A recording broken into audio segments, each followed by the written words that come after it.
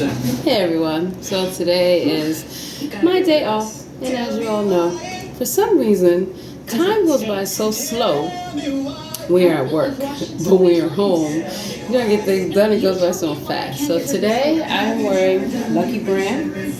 I have a little camisole underneath, so I love this top. It's flowing, it's beautiful, and I have my mom jeans on. They're just jeans with the elastic waistband. They come in handy. And of course, I tie up my hair. I have very long hair. I don't like hair in my food, neither does my family. I decided I don't feel like going to the grocery store. Why? Because I was just at the grocery store the other day. And at Target the other day. And when I go in the stores, it's like you spend way more money than you plan on doing. So in the oven, I have my pot roast. I seasoned my meat the day before, let it marinate. I threw it in a pan. I didn't give it much of a sear, but I did add, because I used a packet of beef gravy. Oh no, pot roast mix. I browned it just a little bit, and then I quickly, I had some canola oil at the bottom of the pan, and I incorporated some chicken broth and some flour. Usually I use beef broth, but I ran out. So it is what it is. But I like to make my own gravy.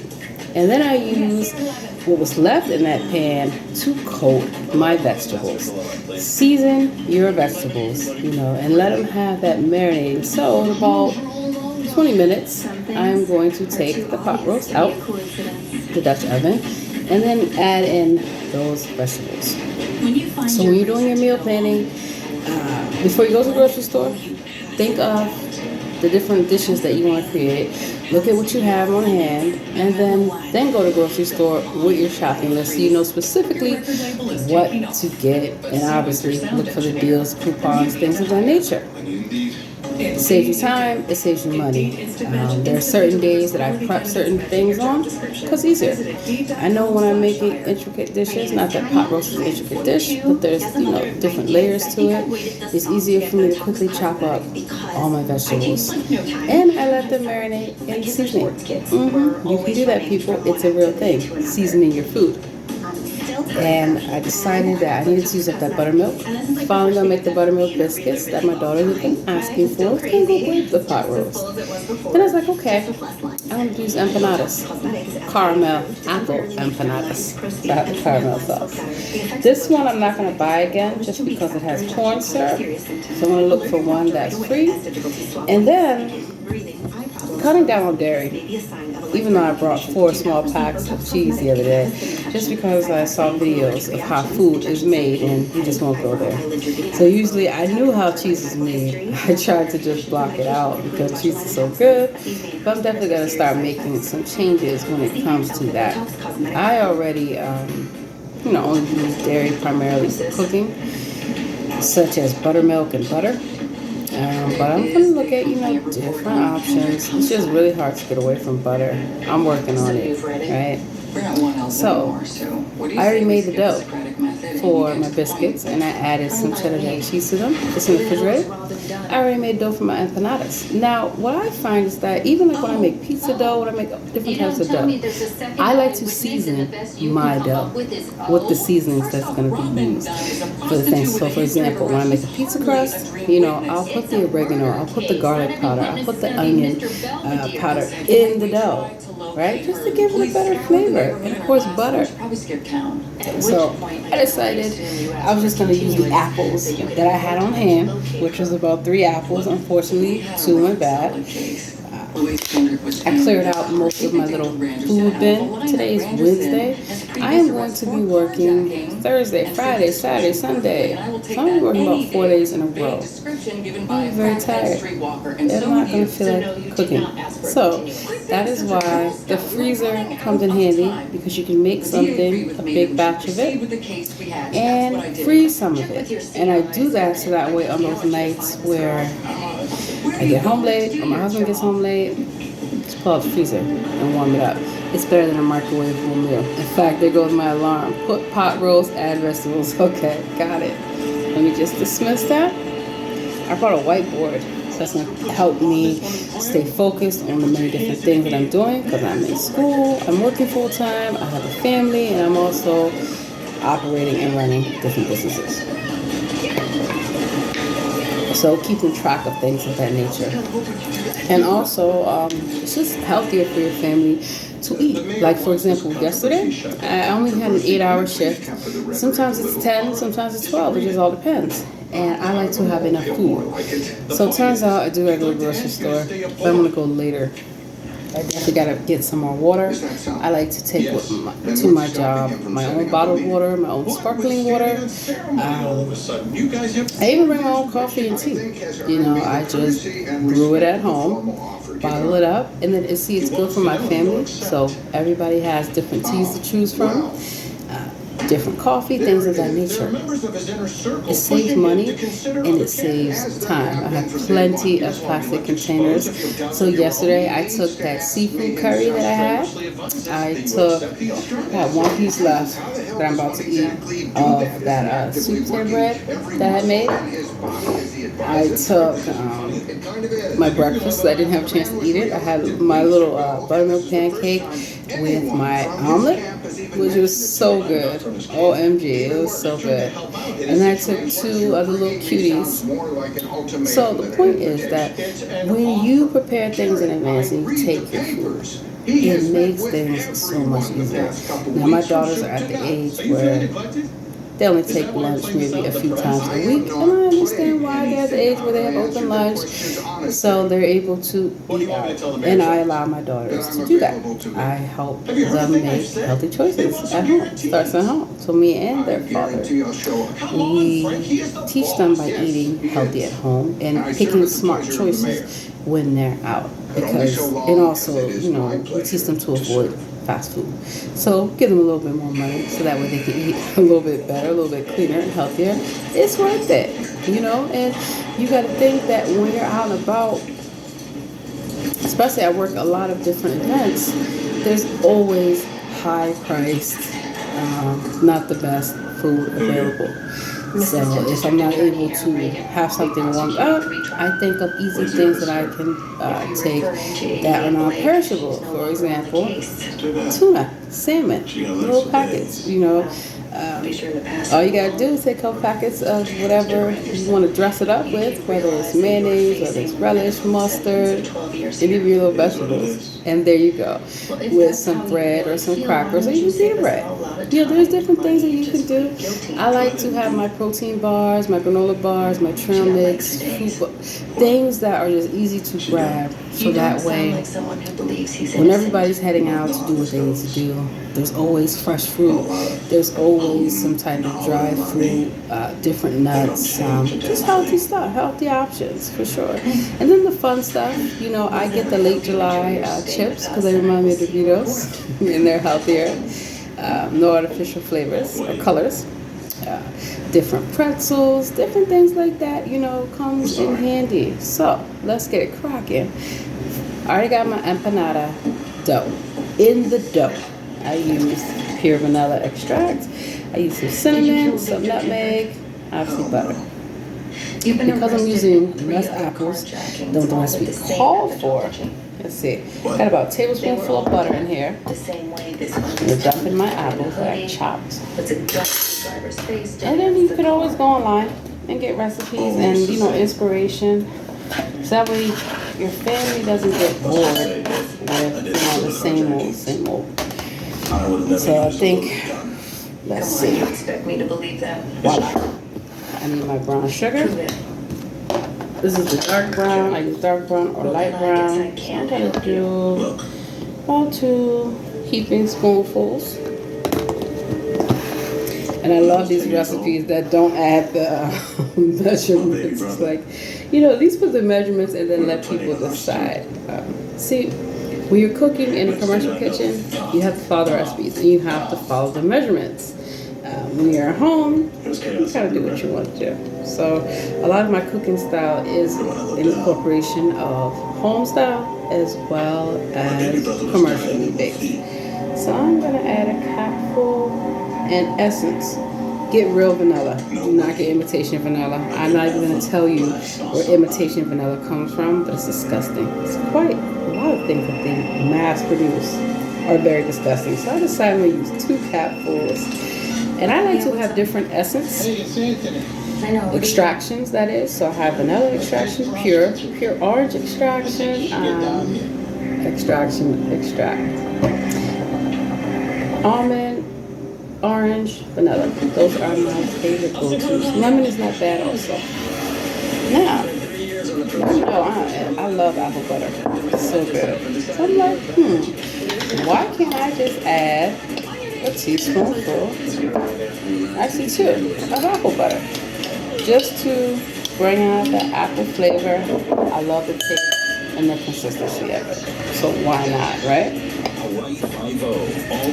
Getting a little low. Making a grocery list. That's kind of why I'm not trying to go to the store. I'm only going to get some almond milk and so the water. Need that. You know, some nutmeg. It is hard to just go in the store and just buy what you need, and that is it. But it's worth it. So that's about 2.5 tablespoons. Cinnamon, I'm just going to crack this. No, the other part, the core part. Cream is about 1, that's 1 tablespoon. That's 2 tablespoons, that's 3. Perfect. I don't want it overly sweet, but I want it to taste good. And then, my molasses. You don't know about molasses? OMG. You don't need a lot. There. About 1.5 tablespoons. Molasses is a good sweetening agent, but to me it's also a thickening agent. And then, looking at the back, molasses crinkle cookies. That sounds good. I haven't decided if I'm going to fry them. We don't really eat a lot of fried foods in my house. We try not to fry chicken, obviously. That's just a southern staple. Who doesn't like fried chicken, right? So I do have the powdered sugar to put over top. So if I fry them, that's one thing. Powdered sugar with some brown sugar. You could use brown sugar, but I'm going to use powdered sugar. Go on top. If I decide to bake them, which I probably will, I'll do an egg wash and then that. So I'm just going to mix this up. Smells amazing. Oh, this is going to be good. So as you know, I got my tablet. I pulled up a recipe. They use Granny Smith apples with lemon juice. Let me see if I have some lemon juice. I think I do. So when you look at cooking, look at keeping the basics. That way you don't have to run out and spending a lot of money, wasting a lot of time. They use cloves. I did not use cloves. Oh well. Having those basics. Your sugar, your flours, your different things of that nature. If you like to bake, the baking powder, baking soda, yeast, goes a long way. And I really like making my own dough. So something that the bakers showed me in the restaurant that they do, rather than flour a surface and then roll it out, they take plastic wrap and they put it on the counter. And then they put the dough there. And then they put more plastic wrap on top. And then they roll it. OMG, it works. It works. And also the plastic kind of helps it from moving, staying smooth. So let's see. Now they're saying to heat it up, obviously. 24/7 professional monitoring for just looking at the recipe. So you stay safe. Alright, so I can drizzle the caramel. Now I could incorporate some caramel inside, or I could drizzle it on top. What do I want to do? I'm going to put some inside. Just a little bit. And I will say I do like the consistency of the sauce. I can just do it out. Oh, okay. So I did about 2 tablespoons. There you go. And this is what I use in my coffees, all kinds of stuff. But this says that it's good for milkshakes, coffees, ice cream, dessert topping, all night. What can go wrong, y'all? I incorporated the caramel sauce inside with the apples and everything else that y'all saw me. Now they're saying lemon juice. I'm willing to try it. Why not? Oh my goodness, this looks amazing. And then see, one thing about measurements is that it helps you with the consistency. It helps you balance out everything. You don't want too much of something, too little. And So what I'm going to be doing when I have some free time, like that will ever happen, is to start writing down. I'm going to do my own cookbook, and I'm going to start writing down all these recipes and cataloging them together. And I'm going to make it into a cookbook, and I'm going to gift it to my daughters. So that way they can add their own recipes, like a family cookbook. But I'm getting them prepared for them to be able to take care of themselves when they go off to college or if they want to travel. You know, I'm all for my daughters taking a gap year. Absolutely. Absolutely. You know, and I would like them to be able to explore and travel before they have to, get fully into their studies. So this has the right ratio in terms of the sauce and the apples. Let me check on that lemon juice. Yes, I definitely gotta make time to go to the gym. Working, just don't have time. Oh my God, it's crazy. Because she was the only eyewitness who could put her away. Lemon juice, different sauces, different marinades, like, just a drop. Okay, you got a point. A very small point. So this is going to go on the stove, cook it up for a few minutes, let it cool. I got the dough in there cooling. I can take a break, get some things done. I'll go to the store later. In fact, I will go to the store after I hit the gym. So that is how I get many things done. And obviously, I have some computer work to do. So at least the pot roast, I got my timer. About to put those vegetables on the top. So for breakfast or dessert, we have the empanadas. Let's see. Oh, let me sit down. And that's one thing I like about cooking at home is the fact that you can actually sit down and get things done. So I have some red potatoes. I have a whole head of cabbage. And I got some turkey bacon left. So I'm definitely going to make like a little gravy. Fry up the turkey bacon. Remove it. Add some garlic, some onions, some peppers to that. Almost like a roux. And a little bit of gravy. And that is going to go so well for my cabbage and my potatoes. Yeah. So we're going to have two dishes this week with potatoes. But fortunately, the pot roast is very heavy with the celery, the carrots, the onions, not just potatoes. And then another day we'll do the cabbage. So another day. You know what? Friday. And see, that's why I think in my head, and I have my whiteboard, I can write my recipes down for different days. I got some hush puppy mix, and I got some fish. I think I will do some fried fish. Definitely. I know I'm going to be traveling this weekend, so I want to make sure that my family has everything that they need. That's done, And it's just a fulfilling thing to be able to share food. Now, I will tell you, first, I'm going to throw this on the oven. So I'll tell y'all my latest and greatest story. On the stove, that is.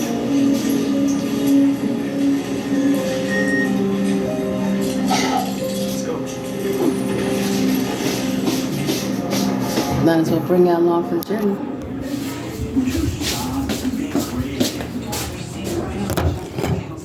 Alright, voila.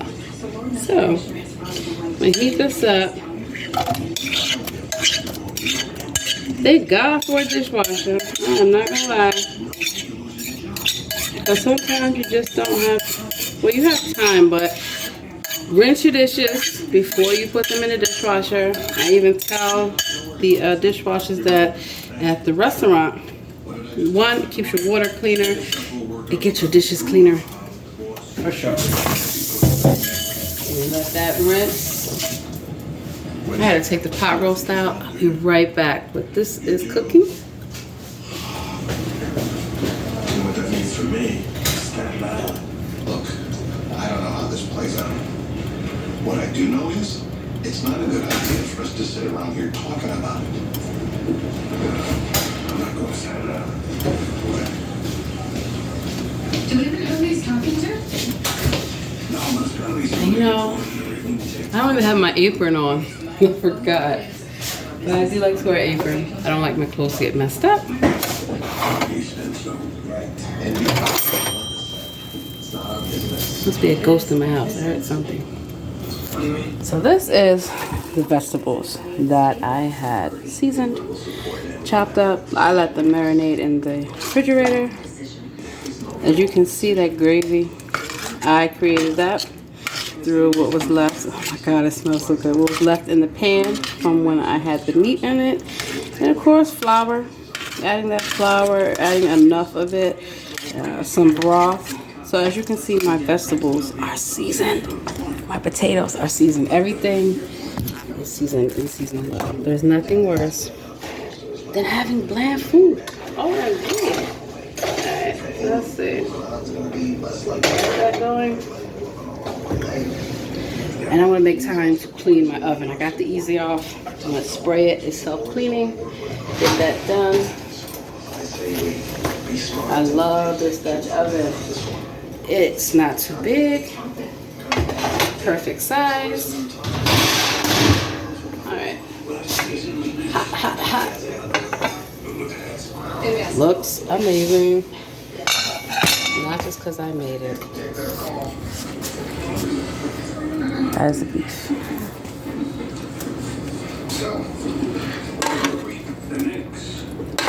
So as you can see, it's a little bit more savourier than the vegetables, and that was the goal. Let me see, I can cut through it, so that definitely tells me it is time. And then that's that natural gravy that I made. So, dump the vegetables in there. That's why I love cooking, because you can do different elements at different times. You time it correctly. Ooh, it's gonna be good. Looks good. Shall we?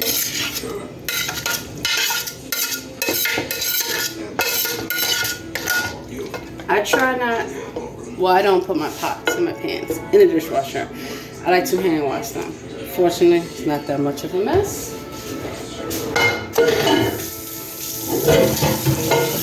More like tricky.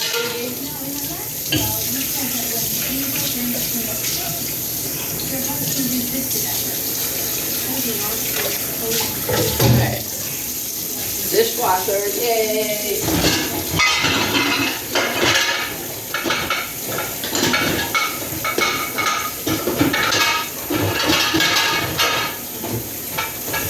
Okay, so got that going. Let me mix this up. Whew, forgot it was hot. Shit. So I'll have to show you guys as I'm mixing it up. So, as you can see now, the juice from the meat incorporated with the vegetables. Everything now is nicely seasoned, which I love. Now I parboiled my potatoes. They're the big potatoes, not the small ones. I do like to use the Yukon Gold.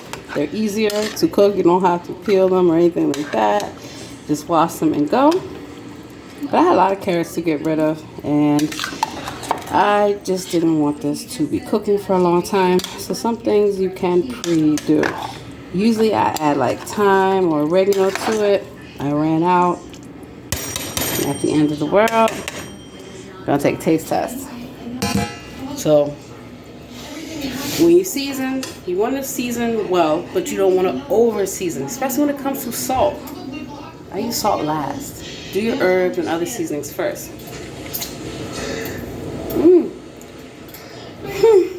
Good. Oh my God.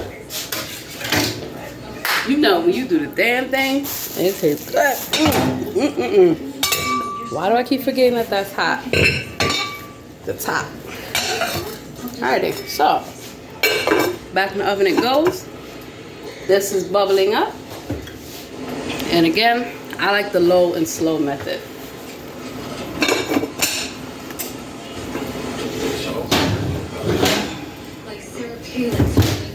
So, let's see here. Clean up as you go along. Very important. Muy importante. There's nothing worse than when somebody has a dirty kitchen. I said commercial kitchen. And I'm not letting anybody cook or clean will cook in a commercial kitchen that's dirty, especially a regular kitchen. So you gotta be careful whose food you be eating. Like, absolutely not. Alright, so just a quick wipe down of your stove, especially when you've used it, goes a long way. My cleanup is very simple because now most of my cooking is finished. I started about 2 hours ago making my breakfast, making my little mini waffles and things of that nature. So it's easier. So this is why I say that before you put your dishes in the dishwasher to rinse them, I like to just wash my own pots and pans, protects the life of them much more better. Alrighty, we'll get to that in a second. Let's check this out. Actually, I need to clean that spatula. Hold up, y'all. Don't go nowhere. In fact, I'm gonna just take the time to wash this pot now, this pan.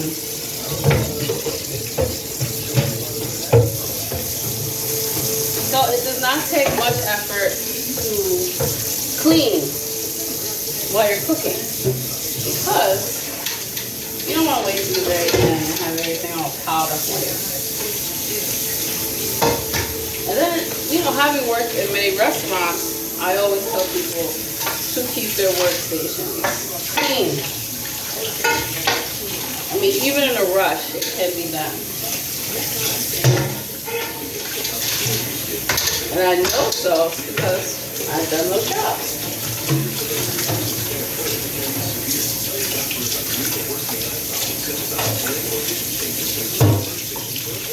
Alright.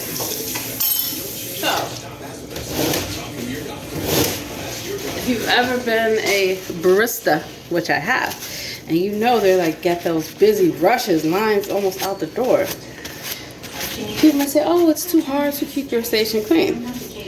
Just takes practice and, you know, instilling that in your head that, for example, I always tell baristas, stirring this up, to clean their portafilters and their shot glasses. Nobody wants their espresso in a dirty shot glass. That's been used so many times without it being rinsed. Same thing with the different milks. So as you can see, I probably needed a little bit more apples. I just didn't feel like going to the store. I could have used one more apple. No worries, I'm just going to turn up the heat a little bit. Kind of cook this down. I don't want it as watery. And if I need to, I can always do the flour trick of cornstarch. But I'm just going to turn this up. I like the ceramic pan because stuff doesn't really stick to it as much. But after a while, I notice little marks and they will chip. So you have to be careful with that. So, for baking, I like parchment paper. This is easy to clean up. So, what is the tea? I will tell you once I get this and this in my sink.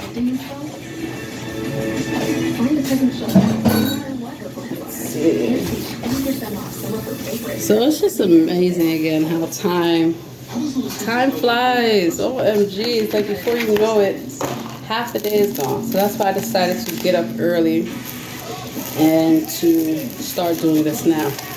So that way I can spend a couple hours on my computer getting things done. And then, as it cools down, like 4 or 5, I can head to the gym, head to the grocery store. I like to go to bed early these days. I don't have to get up early. There's nothing worse than going to work. Oh, and I know this shirt is flowy. It doesn't quite get me just. Let me show you the little elastic band. They come in handy, you know. Room to breathe. Remind me of when I was pregnant and I had to have that elastic band. Alrighty, so remember I told y'all that I had a neighbor who doesn't know how to cook. And, you know, when they smell my food, because I keep my windows open, you know, they'll come and they'll want to plate of food.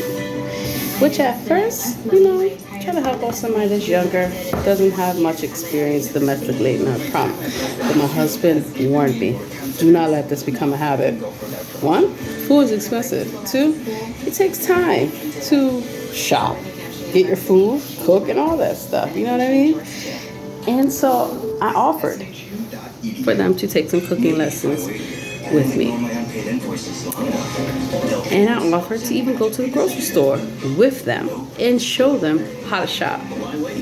And then because they told me they don't make a lot of money, I don't get in people's financial affairs or judge them. But I said, look, there's food pantries out here. There's share package, you know. There's even food stamps if you need it, you know. You gotta do what you gotta do. Well, when somebody tells you or shows you their true colors, believe them. Check the apples.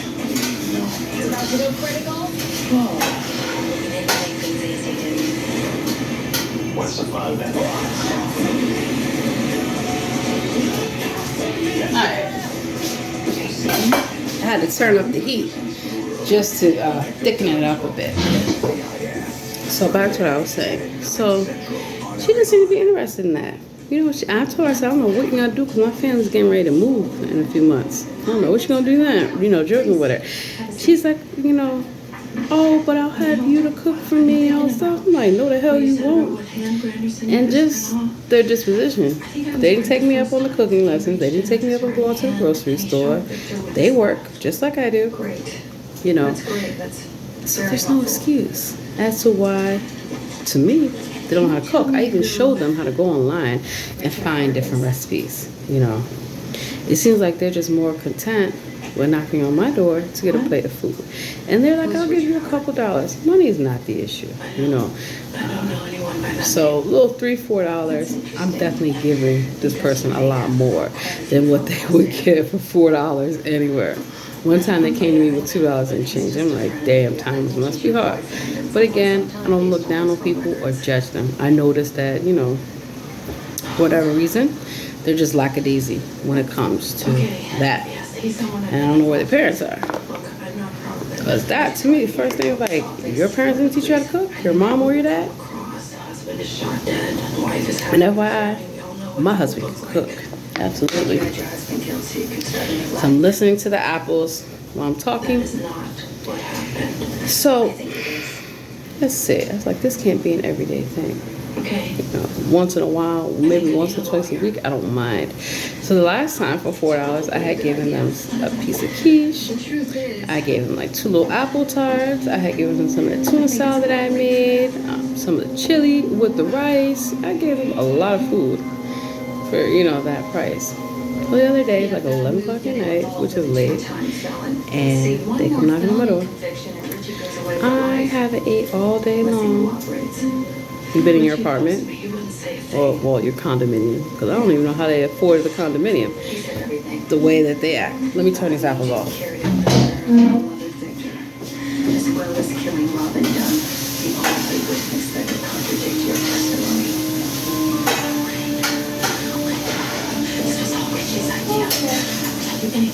So the apples now have that consistency that I was looking for. And obviously once it cools, it's going to thicken up. I just didn't want them too watery, you know?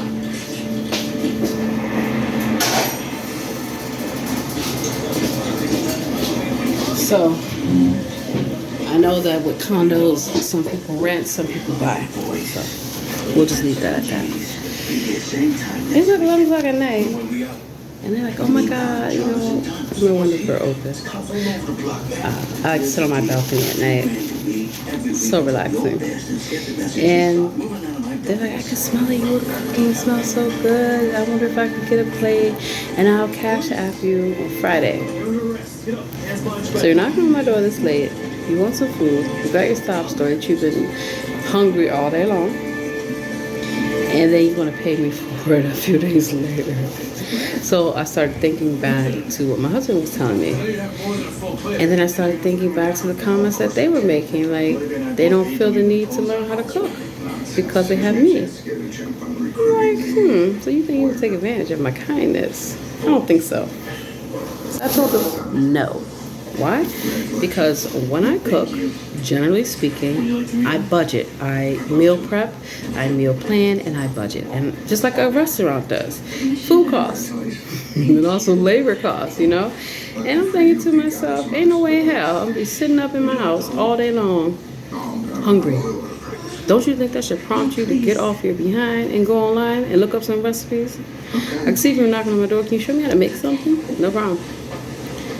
But you're intentionally waiting and then coming knocking on my door. And I, when she said I hadn't eaten all day, I said, me either. I've been working all day.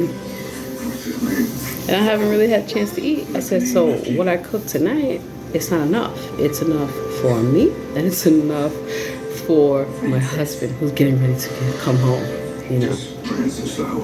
But he did warn me, and I should have listened. Sometimes you cannot be nice to people, it seems like, or you have to be firm if something. You just see, like, you know what, this is a one-time thing. Because at first I was like, I'll make some money off you, sell you a couple plates each week, you know what I mean? It'll help you out. It's not really putting any money in my pocket, but doing it to be nice. And, but when a person shows you that they do not have the initiative or the drive to help themselves, do not waste your time. I have taken people in. This is before I had children and stuff like that, into my home, because they didn't have a place to go. All a variety of things. And, they took advantage of me and my husband's kindness every single time. Every single time. And it's sad, truly. But that's why I've learned not to, because I used to be a social worker and a case manager, not to put myself out there in a position to whereas people think, oh, she's so nice, she'll always do it. I remember one time, couple knocked on the door, and they needed a place to stay. They were in the building. They had recently got evicted. And I used to have such a bleeding heart. Of course you can stay. I have an extra room, all of that. It was like hell trying to get them to leave three days later. 3 days later. You asked for one night. That turned into 3. Put a stop to that very fast, because just because I'm a nice person, don't take my kindness for weakness, because you'll quickly find I will show you the door. You gotta go. This ain't it. They were staying up late, wanting to cook at night. At nighttime, that is my time to be in my kitchen. And then even then, it's like, what the fuck I've been doing all day? The agreement was we were going to go apply for shelter services, and they had a young child with them. So you can imagine how I felt. You don't want to see anyone out the street, obviously not. But after the first day, I was like, no, let me start making these calls, because I could quickly tell they were running game. And I'm like, why you don't have family or friends that are willing to help you? Because you probably burnt all those bridges. So, just like at work, there are some people I go above and beyond to help, because they are polite, they are respectful, and they're working hard. And they appreciate it. But then you have some people at work who feel like you as the manager should be doing their job for them. Absolutely not. If you can't do your job properly, that's one thing. If you need help doing your job, that's another thing. I'm willing to help you. I'm willing to show you the proper way to get things done. And then even dealing with upper management, sometimes in the workplace, they expect you to do their job. They feel like you're their underling. So whatever they tell you to do, you should be doing. And you should always, look into stuff like that. Because I've had so many managers who expected me to do their job. And because they knew I was a person who was willing to jump in and get things done, they became way too comfortable with that. And the moment I set boundaries and said, I don't have time to do your reports today because I have a few things on my plate. And I've given them their work back. I did this in the government too. Oh my God, you'd be surprised. Especially in the government and military, how people will try to push their workload off on you. That's a risk that you take when you become a police officer. So you have to set those boundaries so that way, for your sanity purposes, people don't think they can take advantage of you. There's nothing worse than feeling like, damn, they're really just gonna try to take advantage of my kindness? For real? Fuck no. Then they get pissed when you stand up for yourself. Like, oh, you didn't see that coming? Thought I was just meek And mild, I'm not meek and I'm not mild. I'm just a nice person. I like to be a nice person and a happy person. But as we say, don't get shit twisted. So the next time that they knock on my door, I'm gonna let them know we can't do this. This is not gonna work. One, you gotta learn how to cook. You're gonna have to learn how to budget your money, because I don't know what you're doing with your money. It's not my business. But when you're knocking on my door and you're asking me for food, something ain't right here. Anthony, I'm DeMarco. I'm an investigator for the DA's office. So I already have my educated guesses as to where their money goes. Alcohol, because one time they came off the elevator tipsy as hell. Well, I have some interesting stories about my neighbors. OMG. Detective Reed's already jammed up. Now we want to talk to you. And they're just not budgeting their money correctly. Do not take on other people's problems. You know, you have your own family and your own job and your own life to deal with. So, that's that. I am going to let this empanada mixture cool. My pot roast has about an hour. That gives me an hour to kind of get some work done. And sometimes, I ain't gonna lie, it's fun when you're at home doing nothing. I'm watching one of my favorite shows, Blue Bloods. Got some computer stuff to do. That's one thing I like about some of the companies that I do work for. I do it remotely. I just get up at various hours, odd hours, and I get things done. I am going to my new store because I've been training in one store. So it's kind of hard when you're training in a store. You get to know everybody, different things of that nature, and then I go on to my location. And I'm a little apprehensive just because the regional director who just got promoted to his position, and he has a lot of experience, but I just noticed some things about him that are very chaotic to deal with. My training has been rushed through. Most of the time that I've come in to do training on a specific area, I've had to go do something else. And I know you're like, well, you gotta be flexible, you gotta meet the needs of the business. But this is kind of resonating to me as a red flag that he or the company, or a combination of both, may or may not be everything that I thought they were going to be, or that they told me they were going to be. You know, they really pulled me in with the 4 full weeks of training.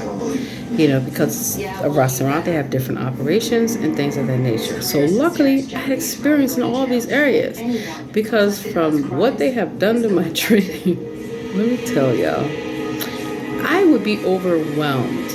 And they started hiring all these people without finishing out the training that you've already done for a lot of the managers. You know, to me, it's nothing worse than when a manager has to come into a store and they don't know anything.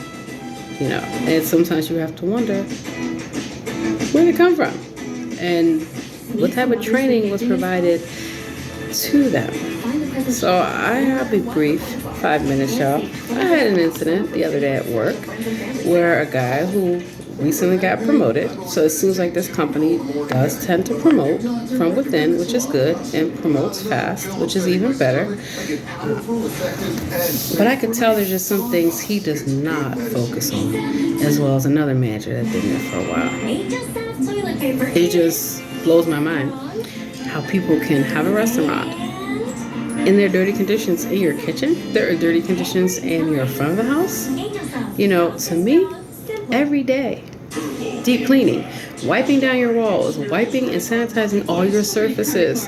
If you have glass windows or glass doors, they need to be cleaned every day. Who wants to come in a shop where you see fingerprints all over the door, fingerprints on display cases and things of that nature? And then I'm thinking, these managers, and you know what's funny?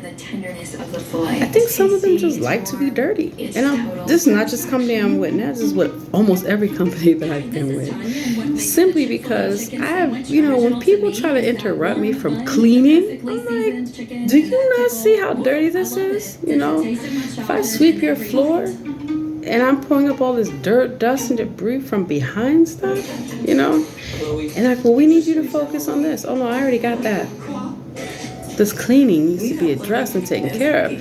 Food safety is an issue. Cross-contamination is an issue. And I have suffered from food poisoning from so many places, which is why I'm very skeptical about when I eat out and where I eat out. And I read those reviews and I look at the conditions of the establishment. If you have outside dining areas, you gotta regularly bust those tables and wipe them off and flip them for the next, person. You have busters, you have dishwashers. That's what they're supposed to be doing. And so sometimes they don't do it.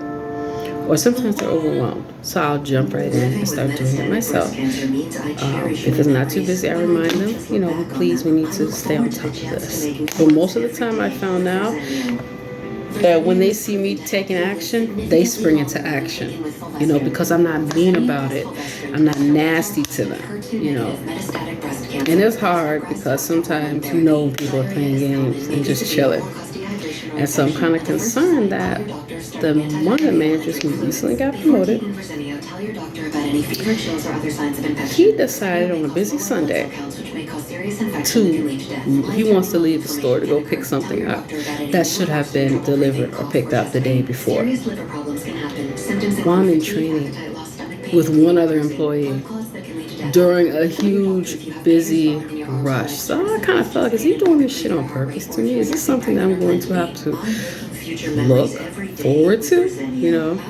Because he's not the only manager that's done that. The regional manager that hired me, he seems to, one guy, let me tell you, people are bullshitting you about having to leave early or they don't feel good.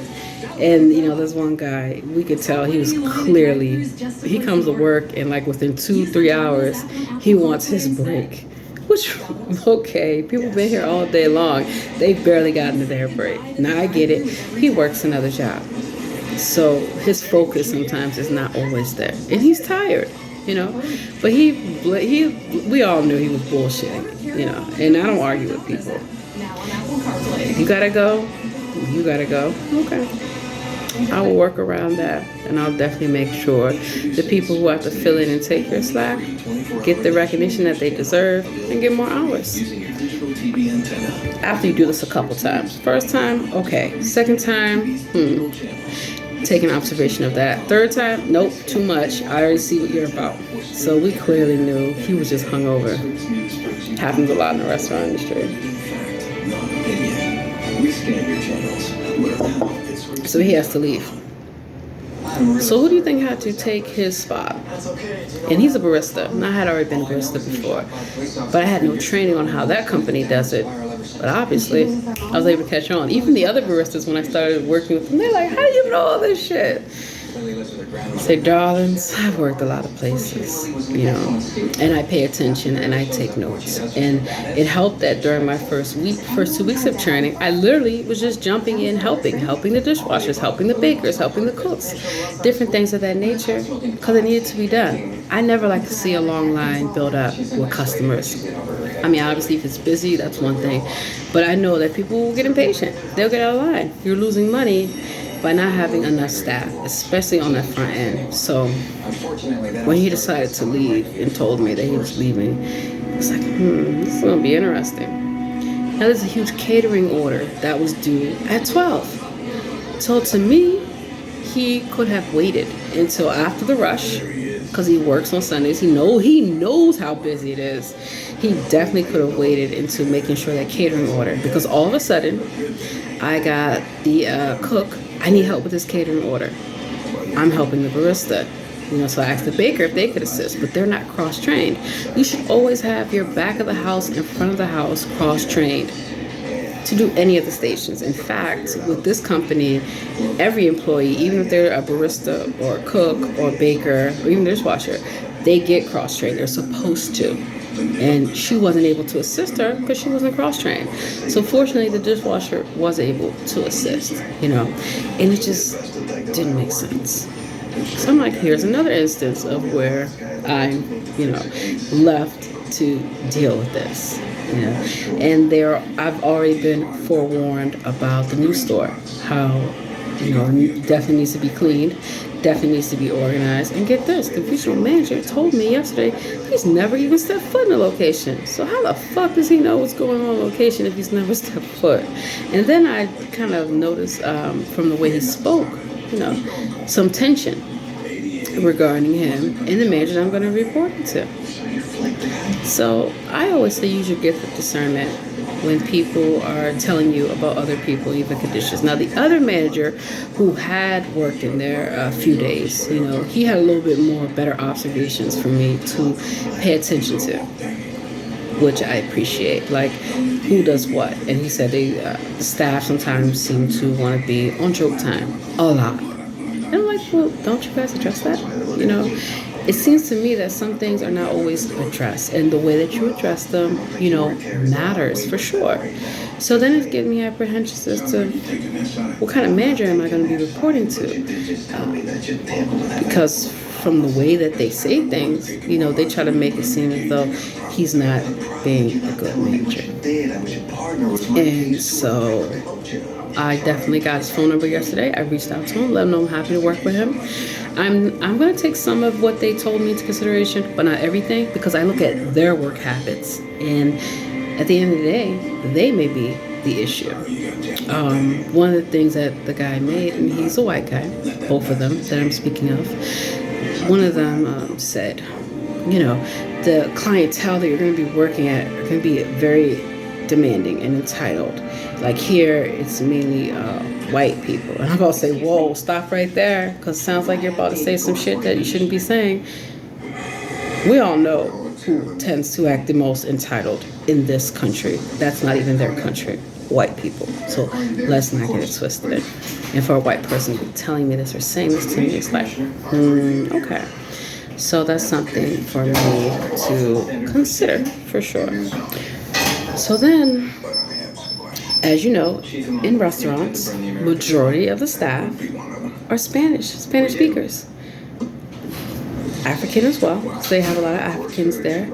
And it's just like, That's going to make a lot of people very angry. I'm always concerned where you have people who may not speak English as their first language, having to train people. Because like one lady, don't get me wrong, she was very good, but with limited English, it's hard for her to explain some things to me. That's not a problem with me. ¿Se habla español?